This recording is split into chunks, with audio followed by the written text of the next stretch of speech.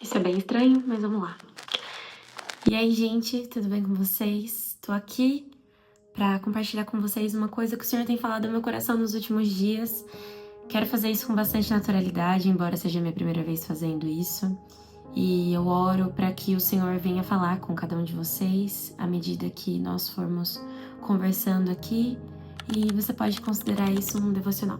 Antes de nós começarmos, eu queria orar com você. Então, se você puder fechar os seus olhos e concordar comigo em oração, vai ser uma bênção. Senhor Deus, nós estamos aqui, Deus, quebrantados, Senhor, na sua presença. De fato, um pouco ansiosos a respeito daquilo que o Senhor vai nos entregar nesse momento. Mas, Senhor, eu oro para que o Senhor tenha total liberdade aqui. Em nome de Jesus, calhe a voz do meu eu, calhe a voz do diabo agora nesse momento. Que nós possamos usufruir, Pai, somente da sua palavra, que é viva, verdadeira e eficaz. Mais penetrante do que uma espada de 2 gumes, capaz de penetrar juntas e medulas. Fala aos nossos corações, Senhor. E muda, Senhor, cada um de nós, de acordo com a sua vontade, através dessa palavra. Em nome de Jesus, amém. Amém. Vamos lá, então. Gente, o Senhor tem ministrado no meu coração, na verdade, tem um tempo já, para que eu venha aqui, né, nas plataformas digitais, para conseguir compartilhar com mais pessoas aquilo que o Senhor tem ministrado ao meu coração com o passar do tempo. E o Senhor tem entregado a mim há algum tempo também a palavra de satisfação. De algumas formas a gente pode pensar nessa palavra como algo meio banal, talvez natural. No dia a dia a gente se satisfaz em milhares de coisas. Nós temos o sentimento de satisfação quando nós comemos algo e estávamos com fome, quando nós dormimos e estávamos com sono. Então, a satisfação ela está presente no nosso dia a dia, mas o Senhor chama a atenção para um nível de satisfação um pouco maior. A gente vai chamar esse nível de plenamente satisfeitos. Então, essa satisfação que o Senhor nos chama a atenção, que é o nível de satisfação plena, ele só pode ser obtido através dele. E isso provavelmente você já sabe, mas então qual que é o problema? O problema é que nós temos sido enganados. A igreja do Senhor tem sido enganada. Não só a igreja, mas toda a humanidade tem sido atraída para um outro nível de satisfação. A satisfação rápida, fácil e pobre. Então nós somos enganados por pessoas, somos enganados pelo algoritmo, nós somos enganados pelo nosso próprio coração e isso acontece das mais diversas formas. Eu particularmente tenho vivido diariamente a luta de não ser enganada por Satanás, de não ser enganada e levada para esse lugar de buscar a minha satisfação em coisas que são passageiras, superficiais, embora isso seja muito difícil na realidade. Satanás não precisa que você acredite nele totalmente. Ele só precisa que você duvide isso aqui, de que aquilo que o Senhor diz é verdade. Então, eu queria ler com vocês Gênesis 3, do 1 ao 6. A serpente era o mais astuto de todos os animais selvagens que o Senhor havia criado. Certa vez, ela perguntou à mulher: Deus realmente disse que vocês não devem comer do fruto de nenhuma das árvores do jardim? Podemos comer do fruto das árvores do jardim, respondeu a mulher. É só do fruto da árvore que está no meio do jardim que não podemos comer. Deus disse: não comam e nem sequer toquem no fruto daquela árvore. Se o fizerem, morrerão. É claro que vocês não morrerão, a serpente respondeu. Deus sabe que no momento em que comerem do fruto, seus olhos se abrirão, e, como Deus, conhecerão o bem e o mal. A mulher viu que a árvore era linda e que seu fruto parecia delicioso, e desejou a sabedoria que ele lhe daria. Assim, tomou do fruto e o comeu. Depois deu ao marido que estava com ela e ele também comeu. Gente, eu gostaria de chamar a atenção para 3 fatores aqui. Eva foi seduzida pelo fato de que a fruta era agradável aos olhos. Ela imaginava que ela seria agradável ao paladar e que o conhecimento que viria desse lugar traria benefícios a ela. Nessa passagem que a gente leu, Satanás ele ensinou uma coisa discreta e muito audaciosa.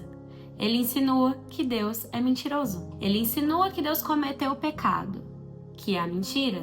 E se ele insinua isso, que Deus comete pecado, ele insinua que Deus não é santo. E isso é muito grave. E daqui pra frente é só pra trás, pelo menos até a vinda de Jesus. Porque é quando a intimidade com Deus que nós tínhamos no Éden é destruída. Então, teoricamente, a gente está falando de um lugar em que, ao invés da humanidade decidir se deleitar naquele que a fez, é decidido atribuir glória e colocar as esperanças naquilo que foi feito pelo Criador. Então, mais uma vez, a criatura atribuindo glória e louvor à criação e não ao Criador. E aí surge o pecado da idolatria. O deleite de Eva se torna as circunstâncias que a cercam e não a Deus.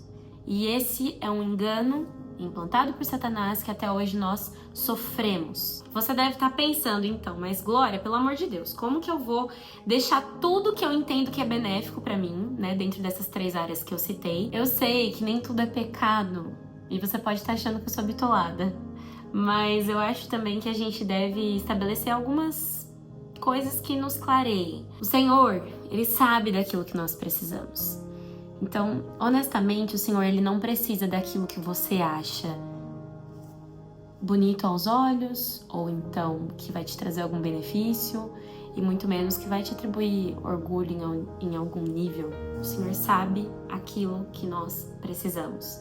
E Ele não precisa nada do que você tem, ou que você quer ter, ou que você acha que precisa para que Ele faça algo. Eu queria ler com vocês agora Mateus 6,33, que fala um pouquinho sobre isso. Busquem em primeiro lugar o reino de Deus e a sua justiça, e todas as coisas lhes serão dadas. Então o Senhor está dizendo que não é que você não vai usufruir das outras coisas. Ele só quer que você busque a Ele em primeiro lugar. Sabe, gente, eu acho que o nosso maior erro é achar que o nosso Deus, Ele é gente.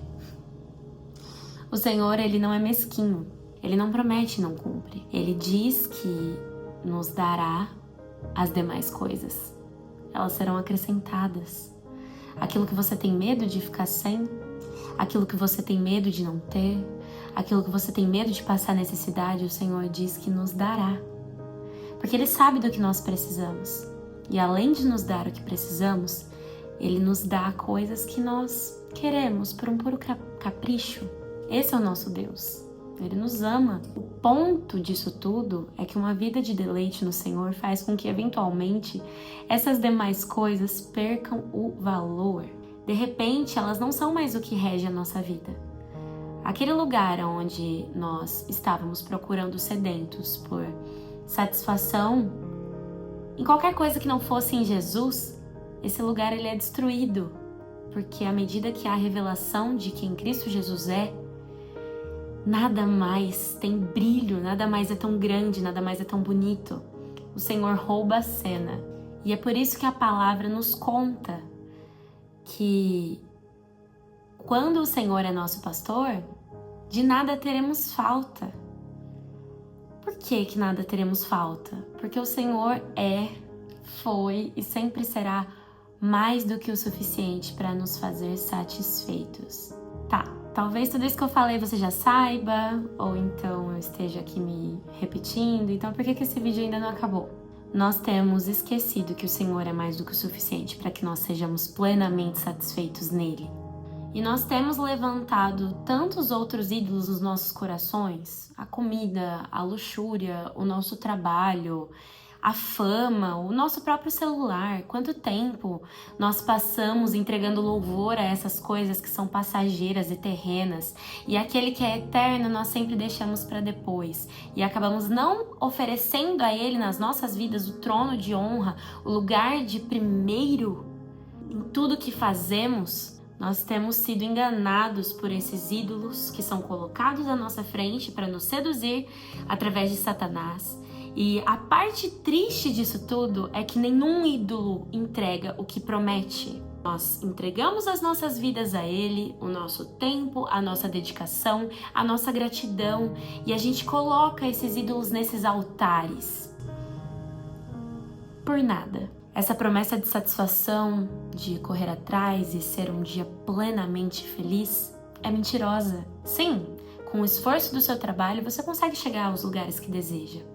Mas a plenitude da satisfação e da felicidade só pode ser alcançada em Cristo Jesus. E isso não acontece porque a partir dele a nossa vida é perfeita, mas porque com ele, mesmo dentro da imperfeição, nós conseguimos ter acesso a essa vida de satisfação no Senhor.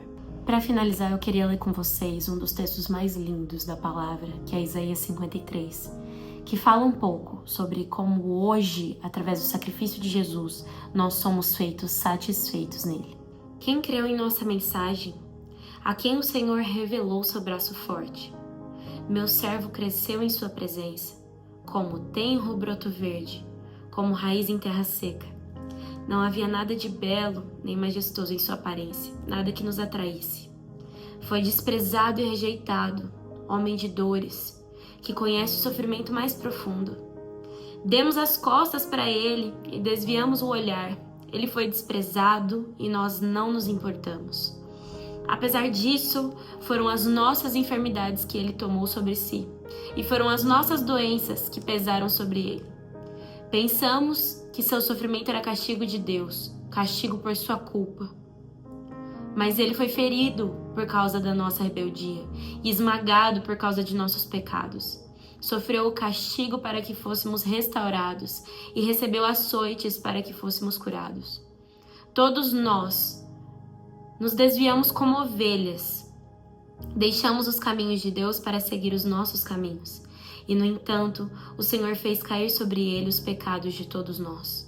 Ele foi oprimido e humilhado, mas não disse uma só palavra. Foi levado como um cordeiro para o matadouro, como ovelha muda diante dos tosqueadores. Não abriu a boca. Condenado injustamente, foi levado embora. Ninguém se importou de ele morrer sem deixar descendentes, de sua vida ser cortada no meio do caminho. Mas ele foi ferido mortalmente por causa da rebeldia do seu povo. Não havia cometido nenhuma injustiça e jamais havia enganado alguém.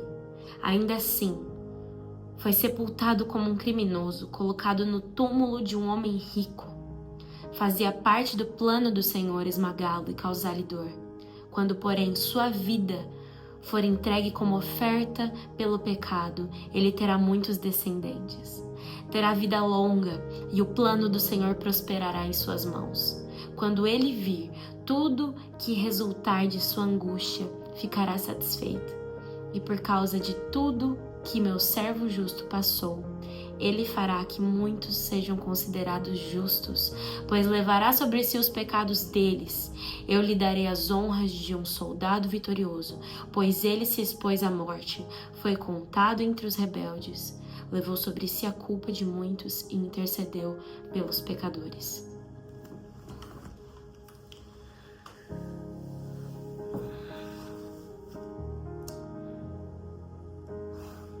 Ele se identificou com o nosso pecado naquela cruz, com a nossa morte naquela cruz, para que hoje nós possamos nos identificar com a vida dele, uma vida de satisfação nossa e satisfação também de Deus, através do sacrifício, através da nossa libertação, para que um dia o Senhor possa olhar para nós e dizer: esse é o meu filho amado, essa é a minha filha amada, em quem eu acho o meu prazer. Senhor, obrigada pela sua palavra. Obrigada porque o Senhor tem nos revelado coisas maravilhosas, Deus. E através dessas revelações nós podemos ser libertos e restaurados e vivermos uma vida de pleno deleite em Ti. Ajuda-nos, Senhor, nessa caminhada a mantermos com os nossos olhos fixos em Ti e no Seu amor, para que nós não nos desviemos nem para a direita nem para a esquerda. Em nome de Jesus, Senhor, nos mantém e nos ajude a aprender a nos satisfazermos em Ti cada dia mais. Em nome de Jesus, amém. Então é isso, pessoal. O vídeo acabou. Eu não sei muito como finalizar, mas eu acho que dá pra dizer que o Senhor ama vocês e eu também. Um beijo.